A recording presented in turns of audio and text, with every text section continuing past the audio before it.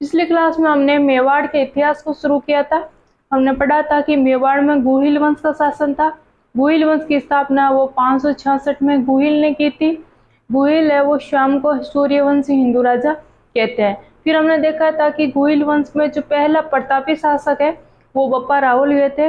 ये हरित ऋषि के शिष्य थे। बप्पा राहुल है, इन्होंने चित्तौड़ में एकलिंग जी के मंदिर का निर्माण करवाया था। और ये गुहिल वंश के शासक है, ये स्वयं को एकलिंग जी का दीवान कहते हैं। इसके अलावा हमने देखा था कि इन्होंने सोने का सिक्का चलाया था जो 115 क्रेन का था। और मुस्लिम सेना ने जब चित्तौड़ पर आक्रमण किया था तो इन्होंने उसे पराजित करके उसे गजनी तक खदेड़ दिया था।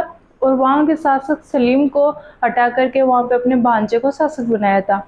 इसके अलावा हमने देखा था कि इनकी कुछ उपाधियां जैसे कि हिंदवा सूरज, राजगुरु, इसके अलावा इनकी एक और उपाधि भी है विपर, और इनकी उपाधि है चकवे। तो इस तरह से इनकी 4 उपाधियां हम देखते हैं। इनकी पहली उपाधि कौन सी है? हिंदवा सूरज। दूसरी इनकी है राजगुरु, तीसरी विपर और चौथी चकवे। फिर हमने अगला राजा पढ़ा था अल्लट।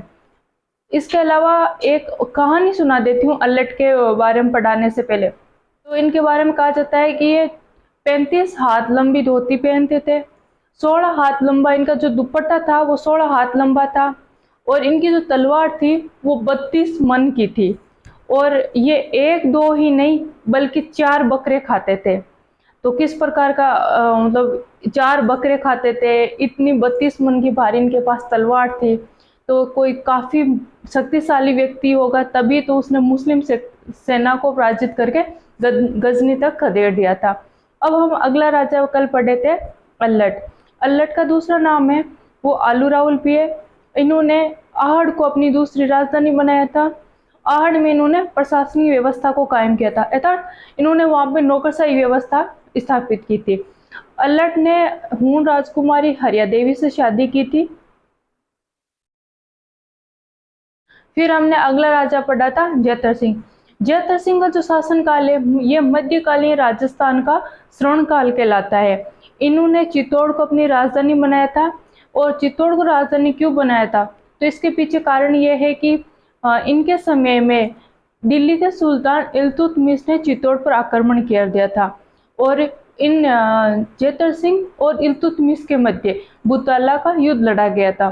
कल मैंने आपको भूताला के युद्ध की डेट लिखवाई थी 1234। 1234 को आप करेक्शन कर लीजिए, वो है 1227। जो भूताला का युद्ध है ये 1227 में लड़ा गया था। तो इस भूताला के युद्ध में जैतर सिंह ने इल्तुतमिश की सेना को पराजित कर दिया था। जब ये वापस मुस्लिम सेना दिल्ली लौट रही थी तो इन्होंने जाते हुए नागदा को लूटा था। इसी कारण से जैतर सिंह ने चित्तौड़ को अपनी राजधानी बनाया था, क्योंकि चित्तौड़ है वो एक पहाड़ी पर स्थित किला, एक पहाड़ी पर स्थित सुरक्षित किला था। फिर इसके बाद में हमने देखा था कि जैतर सिंह है इनका उत्तराधिकारी है वो तेज सिंह था। तेज सिंह के समय में जो मेवाड़ का प्राचीन ग्रंथ है श्रावक प्रतिक्रमण सूत्र चूर्णी, उसका चित्रण किया गया था। जो तेज सिंह है इन्होंने 2 उपाधियां धारण की थी, परम भट्टारक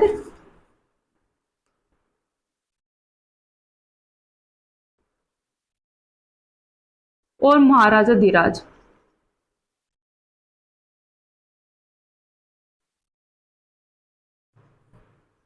तेज सिंह है इन्होंने चालुक्यों से संघर्ष किया था और 2 उपाधियां धारण की थी, एक तो परम भट्टारक की और एक महाराजा धीराज की। क्या बता किसी दिन अधीनस्थ बोर्ड आपके सामने एक क्वेश्चन डाल दें कि परम भट्टारक की उपाधि किस शासक ने धारण की थी, तो फिर आप आंसर ढूंढते रहो कि इनमें से तो ऐसा कोई ऑप्शन पढ़ा ही नहीं है हमने कभी, तेज सिंह जैसा ऑप्शन, और आप सोचो कि इसको बारे में कभी कुछ पढ़ा ही नहीं है।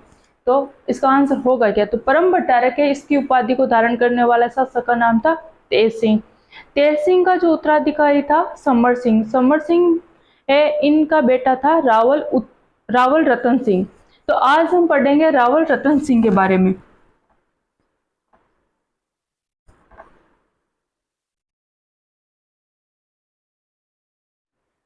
अब हम रावल रतन सिंह के बारे में देखते हैं। तो रावल रतन सिंह है, इनके छोटे भाई का नाम था कुंभकर्ण। कुंभकर्ण है वो नेपाल चला गया और वहां पर राणा शाका का शासन आरंभ किया था।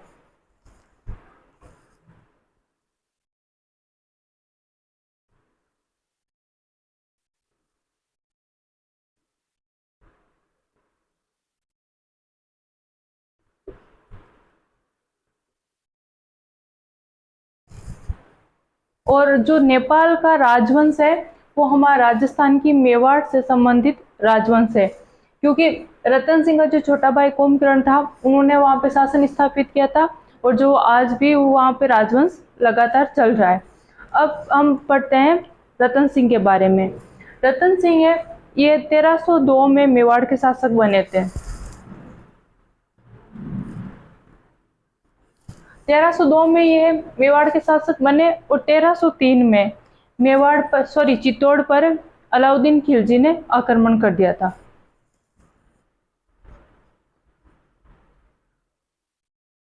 दिल्ली के सुल्तान थे अलाउद्दीन खिलजी, इन्होंने 1303 में चित्तौड़ पर आक्रमण कर दिया था। तो उन्होंने चित्तौड़ पर आक्रमण क्यों किया था, इसके पीछे काफी सारी रीजन है। तो इनमें पहला रीजन था कि जो अलाउद्दीन खिलजी थे वो स्वयं के साम्राज्य का विस्तार करना चाहते थे, पहला कारण था।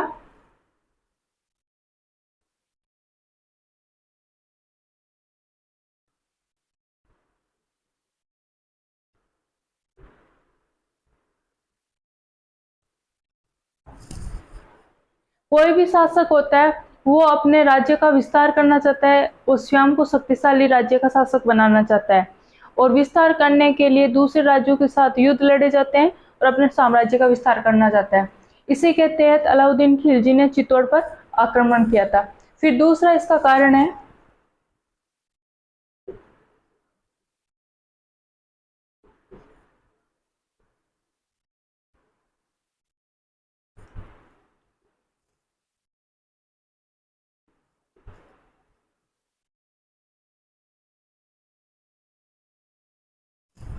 मेवाड़ का सामरिक और व्यापारिक महत्व है। जो सामरिक का अर्थ है कि जब भी संकट काल के समय, युद्ध के समय जो सुरक्षा प्रदान करे उसे सामरिक महत्व कहा जाता था। तो जो चित्तौड़ का किला है ये बेडच और गंभीरी नदी के संगम पर स्थित है। एक तरह से दो दो तरफ से उसके नदियां आती हैं। दूसरी बात, ये मेसेटा पठार पर स्थित है जो कि लगभग 600 से 650 मीटर ऊंचा है। चित्तौड़ का किला है वो गंभीरी और बेडस नदियों के संगम पर स्थित है। दूसरा कारण हो गया कि वो मेसा पठार पर स्थित है। तीसरा कारण है कि जो चित्तौड़ का किला है ये सुदृढ़ प्राचीर से घिरा हुआ है। जो सुरक्षा प्राचीर बनी हुई है वो काफी मजबूत प्राचीर थी। चौथा कारण ये था कि जो चित्तौड़ का किला है ये काफी बड़े क्षेत्रफल पर विस्तृत है, जिसके कारण इसके अंदर खेती की जा सकती है, पेयजल की पर्याप्त व्यवस्थाएं है। जब भी युद्ध हो तो युद्ध के दौरान अंदर रस सामग्री पर्याप्त मात्रा में होगी, जिसके वजह से ये इसका कारण ये था कि जब भी बाहरी कोई शक्ति आक्रमण करे या घेरा डाले, लंबे समय तक घेरा डाले रखे, तो अंदर है वो रस सामग्री पर्याप्त मात्रा में होनी चाहिए। फिर इसका तीसरा कारण था और व्यापारिक महत्व का कारण ये था कि जो चित्तौड़ है ये गुजरात और मालवा के लिए जो दिल्ली से रास्ता जाता था, दिल्ली से गुजरात और मालवा के लिए जो रास्ता जाता था उसी मार्ग पर चित्तौड़ का किला स्थित था। अब इसका तीसरा कारण है, इसका जो तीसरा कारण है वो है मेवाड़ का बढ़ता प्रभाव।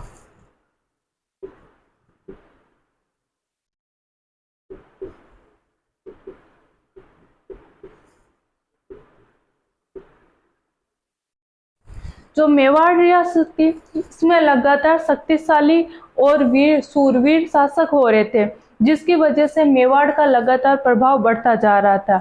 तो दिल्ली में बैठा सुल्तान ये सोचा था कि हमारे निकटतम एक ऐसी रियासत जिसका लगातार प्रभाव बढ़ता जा रहा है, तो वो स्वयं के लिए इसे खतरनाक समझ रहा था, इसलिए उसने मेवाड़ पर आक्रमण किया। अब इसका चौथा कारण था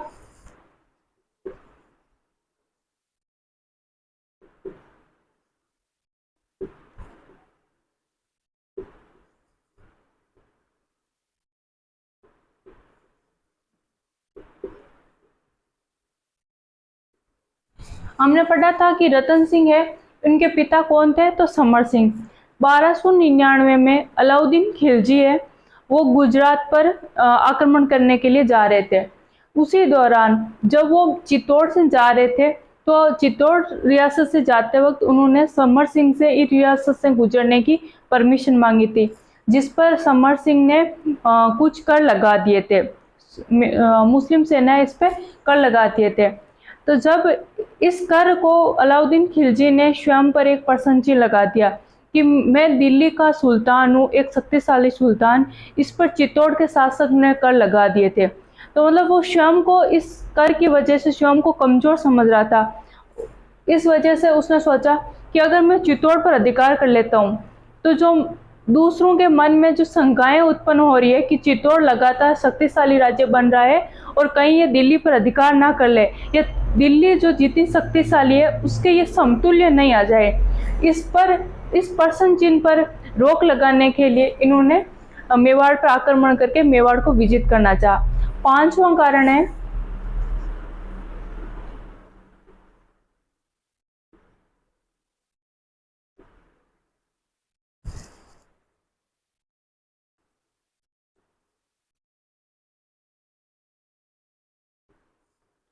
रानी पद्मिनी की सुंदरता। रानी पद्मिनी की सुंदरता, इसकी जो चर्चा है वो हमें कहाँ पे मिलती है, तो एक लेखक है मलिक मोहम्मद जायसी।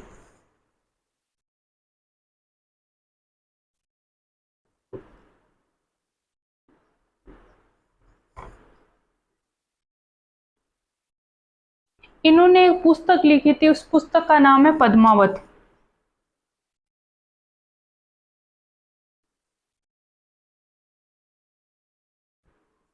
ये पुस्तक है मलिक मोहम्मद जायसी ने 1540 में लिखी थी। इस पुस्तक में उल्लेख मिलता है कि जो रानी पद्मिनी है, ये सिंहल द्वीप की राजधानी, सिंहल द्वीप की राजकुमारी थी।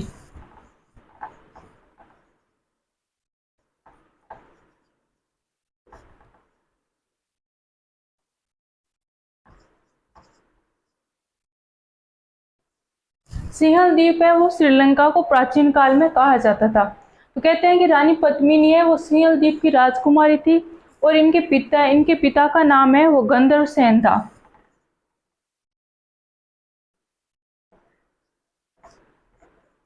और इनकी माता है, उनका नाम था चंपावती।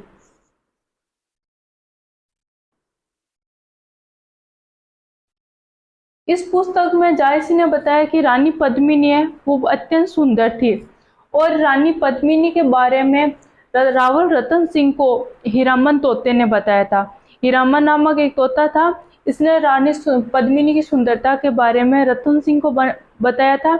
और रतन सिंह है वो सिंहल द्वीप में काफी समय तक एक सन्यासी का वेश धारण करके घूमते रहे। और फिर कालांतर में जब गंधर्व सेन को इसके बारे में पता चला कि मेवाड़ के राजकुमार है वो यहाँ पे वेश बदल के रह रहे हैं, फिर जब राजा की रावल रतन सिंह से मुलाकात हुई, उन्होंने जब सारे कहानी इसके बारे में बताया, तो उन्होंने अपनी पुत्री पद्मिनी का विवाह है वो रतन सिंह से करवा दिया। फिर कहा जाता है कि जब रानी पद्मिनी है, इन्हें एक बार चित्तौड़ में राघव चेतन ने देखा था, और राघव चेतन की इस कृत्य के कारण रावल रतन सिंह ने उन्हें मेवाड़ से निष्कासित कर दिया, जिसके कारण राघव चेतन है वो ईर्ष्यावश जाकर के अलाउद्दीन खिलजी को रानी पद्मिनी की सुंदरता के बारे में बताते हैं, जिसकी वजह से अलाउद्दीन खिलजी है वो रानी पद्मिनी की सुंदरता पर मोहित होकर के उन्हें प्राप्त करना चाहा। इसके लिए उन्होंने काफी यंत्र तंत्र जंत्र अपनाए थे, और जब कुछ भी सही कहीं से भी उन्हें कोई उम्मीद नजर नहीं आई, तो अंत में उन्होंने चित्तौड़ पर आक्रमण करने की योजना बनाई। और कहते हैं कि लगातार 8 वर्ष तक इन्होंने चित्तौड़ के किले का घेरा डाले रखा था।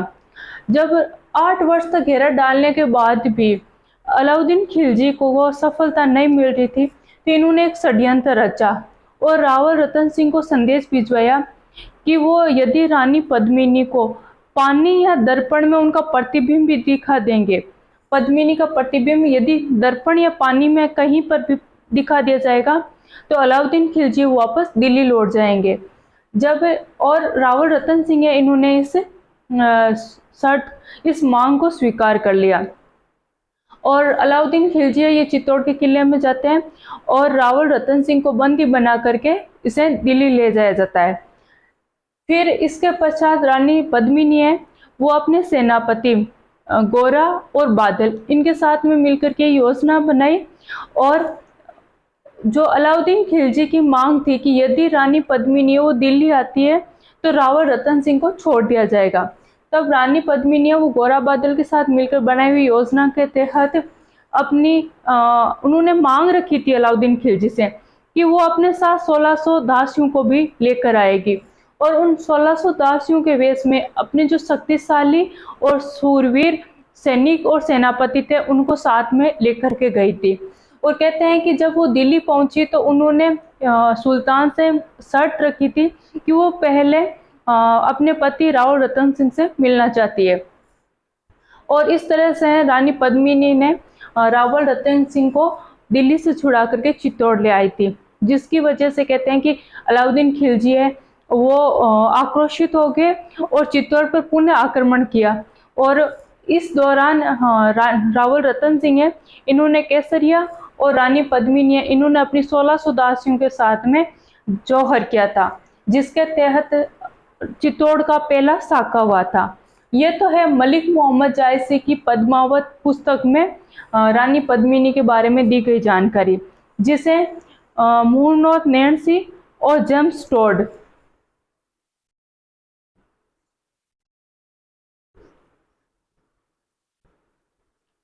स्वीकार करते हैं, परंतु सूर्यमल मिश्रण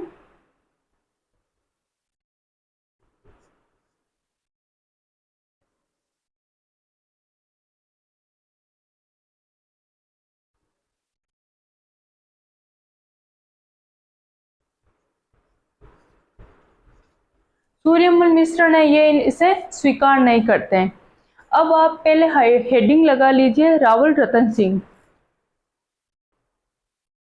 इसके बाद में लिखिए इनका छोटा भाई कुंभकर्ण नेपाल चला गया एवं राणा शाखा का शासन स्थापित किया।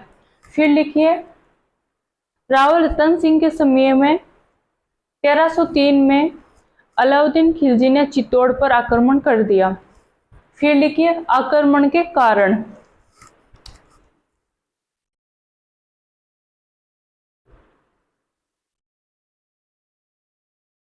आक्रमण के कारण में पहला लिखिए साम्राज्य विस्तार की नीति, दूसरा लिखिए मेवाड़ का सामरिक एवं व्यापारिक महत्व, तीसरा लिखिए मेवाड़ का बढ़ता प्रभाव, चौथा लिखिए सुल्तान के लिए प्रतिष्ठा का प्रश्न, पांचवा लिखिए रानी पद्मिनी की सुंदरता। फिर लिखिए रानी पद्मिनी के आगे लिखिए ये सिंहल द्वीप की राजकुमारी थी, पिता का नाम गंधर्व सेन, माता का नाम चंपावती। फिर लिखिए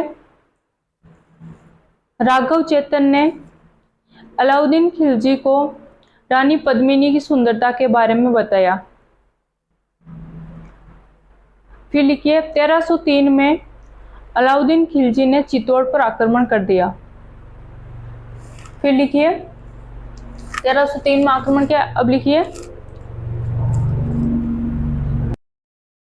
इस दौरान चित्तौड़ का पहला साका हुआ, जिसमें रावल रतन सिंह ने केसरिया किया एवं रानी पद्मिनी ने 1600 दासियों के साथ में दासियों की जगह पे लीजिए 1600 महिलाओं के साथ में जौहर किया। नीचे कोष्टक में लिख दीजिए साका बराबर केसरिया प्लस जौहर।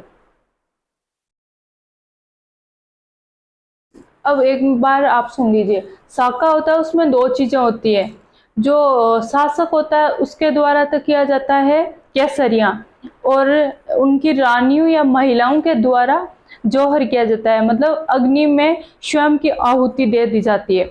तो साके में दो चीजें होती है, एक तो केसरिया और दूसरा जौहर। अब लिखिए रतन सिंह के सेनापति गोरा और बादल थे। फिर लिखिए अलाउद्दीन खिलजी ने चित्तौड़ पर अतिक्रमण कर लिया एवं 30,000 लोगों का कत्लेआम करवाया।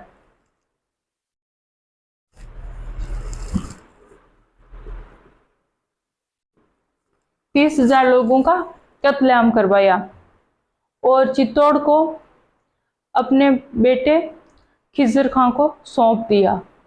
चित्तौड़ में एक दरगाह मिलती है हमें, धाइबी पीर की दरगाह।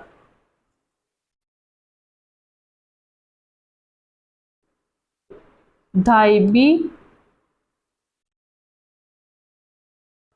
पीर की दरगाह।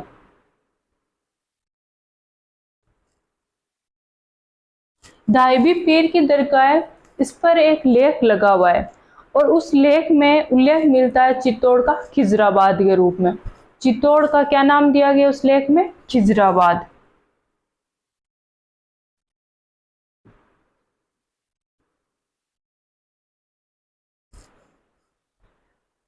जब ये युद्ध हुआ था तो चित्तौड़ है वो पूर्णतः तहस नहस हो गया था, तो उसको आबाद करने का काम है वो खिजराबाद ने किया था। तो खिजर खान के कारण इस चित्तौड़ का नाम रख दिया था उन्होंने, अलाउद्दीन खिलजी ने, खिजराबाद। और 1303 से 1311 तक खिजर खान है वो चित्तौड़ का प्रशासक बना रहा था। लगभग 8 वर्ष खिजर खां है वो चित्तौड़ का प्रशासक बना रहा था। जब चित्तौड़ का वो प्रशासक था तो उसने कुछ यहाँ पे निर्माण कार्य करवाए थे। इसने खिजर खान ने गंभीरी नदी पर एक का निर्माण करवाया था।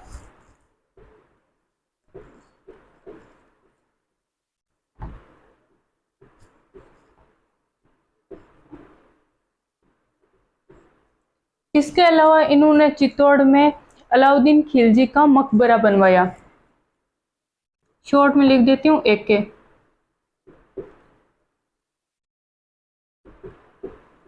अलाउद्दीन खिलजी का मकबरा बनवाया और इस मकबरे पर एक लेख लगा हुआ है फारसी भाषा में। ये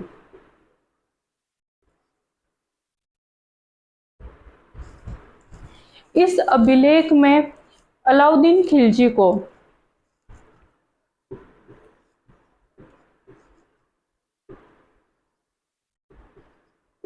ईश्वर की छाया एवं संसार का रक्षक,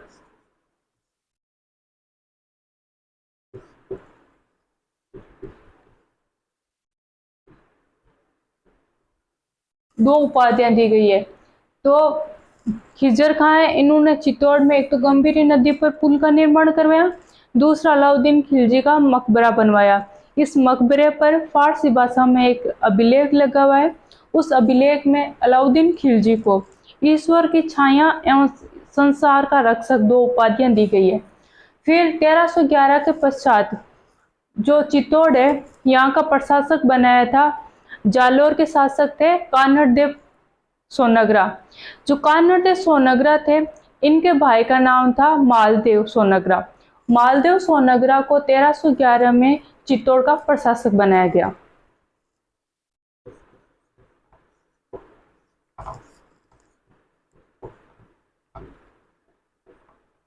मालदेव सोनग्रा, इन्हें मुच्छला मालदेव भी कहा जाता है।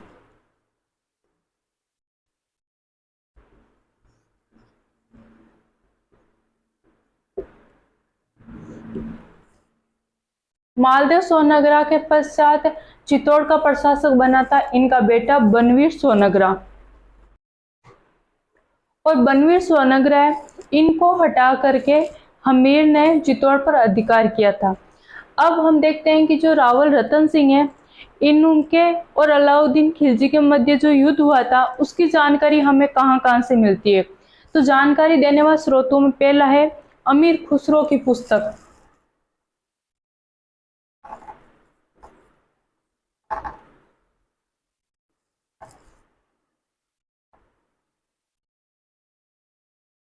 खजाइन उल फुतू।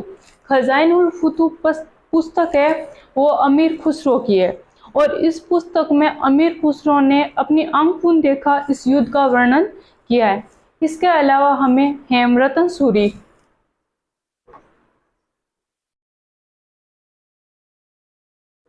हेमरतन सूर्य, इनकी पुस्तक का नाम है गोरा बादल री चौपाई।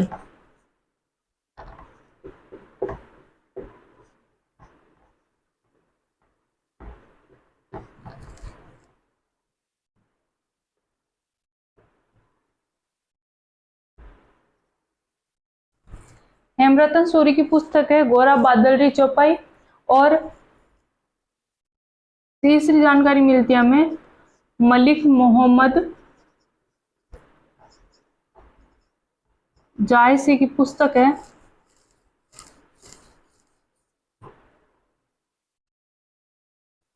पद्मावत।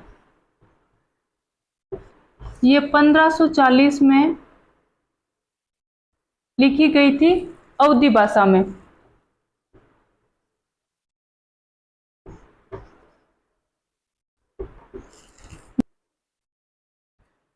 और इस पुस्तक के बारे में हमने क्लास के शुरू में जान लिया था कि मलिक मोहम्मद जायसी की पुस्तक पद्मावत है। ये 1540 में अवधी भाषा में लिखी गई थी। टोड और मुहूर्त नेट ये इस कहानी को स्वीकार करते हैं, जबकि सूर्यमल मिश्रण है वो इस कहानी को स्वीकार नहीं करते। तो आज हमने रावल रतन सिंह के बारे में पढ़ा था। रावल रतन सिंह है वो मेवाड़ के गोहिल वंश के शासकों में जो रावल शाखा थी,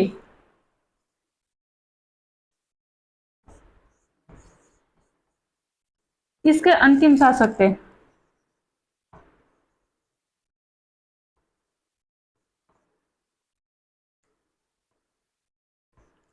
राणा रतन सिंह के बाद में जो अगले शासक आए थे हमीर, वो राणा शाखा से थे। और रावल रतन सिंह है वो रावल शाखा के अंतिम शासक थे। तो आज हमने रतन सिंह के बारे में पढ़ा था।